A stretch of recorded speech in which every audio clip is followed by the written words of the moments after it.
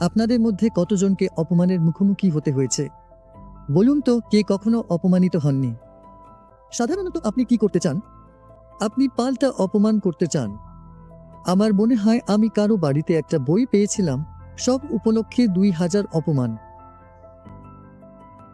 একটা বই যেখানে 2000 অপমান আছে, যাতে আপনি এক অপমানের জবাবে আরেকটা অপমান করতে পারেন। না হলে কি হয়?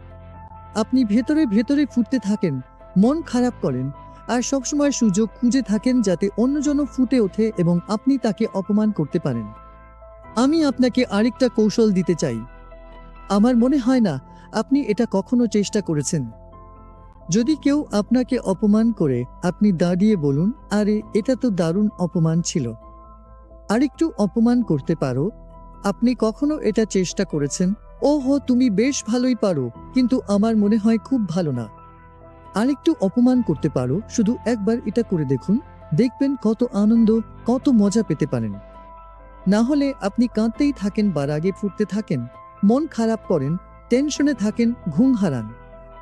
এইসব কসরত করার বদলে কেউ আপনাকে অপমান করলে বলুন, ওহো, তুমি তো সত্যিই ভালো পারো। আরেকটু পারো।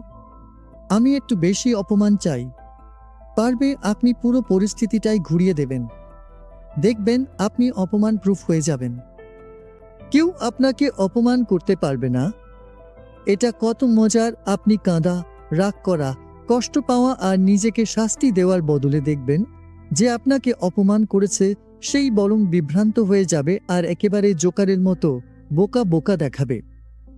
তারা জীবনে কখনো এমন কাউকে দেখেনি।